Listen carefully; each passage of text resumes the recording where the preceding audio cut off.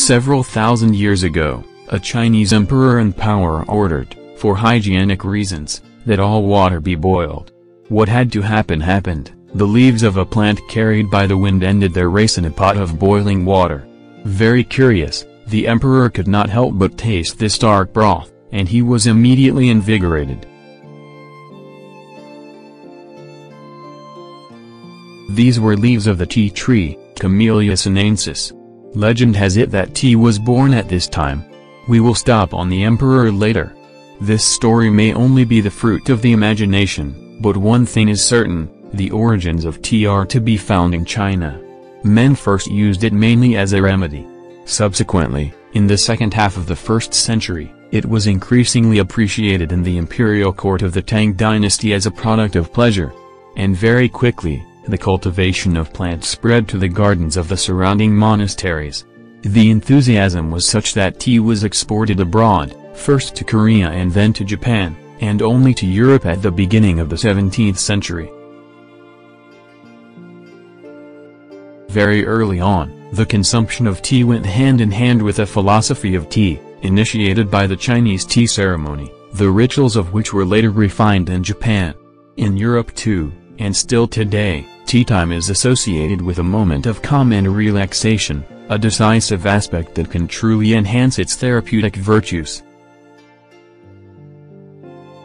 Let us now take a brief look at the situation in Europe. In the west of the globe too, our ancestors have always turned to nature to heal themselves and improve their well-being, favoring herbal remedies. It was through simple experimentation that they were able to highlight the most effective components.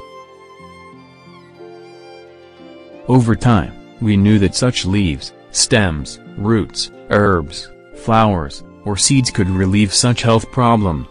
We cannot stress enough the importance of the remarkable contribution made in this area by monks and nuns during the High Middle Ages. In our latitudes, it is above all to them that we owe the systematic recording of medicinal plants in a register detailing with precision the range of their effects. Ointments, officinal tinctures, and herbal teas would finally allow the population to fight many diseases and injuries. Academic medicine, which advanced in force in the 18th century, has not itself shaken these thousands of years of experience. Despite the importance of so-called conventional medicine and its great successes, nature, after being downgraded for some time, has regained its rightful place in the history of medicine. This good disposition towards alternative remedies has meant that more and more Westerners seeking advice are also interested in Asian therapeutic methods, including medicinal plants, recognized for their high efficiency, and used in China as part of a 1,000-year-old tradition. Nowadays, each of us can decide how and when to take advantage of the medicinal properties of plants. They can be used as a complement or constitute an alternative, in prevention as in the event of acute illness. Everyone will find the herbal tea they need in Seoul society.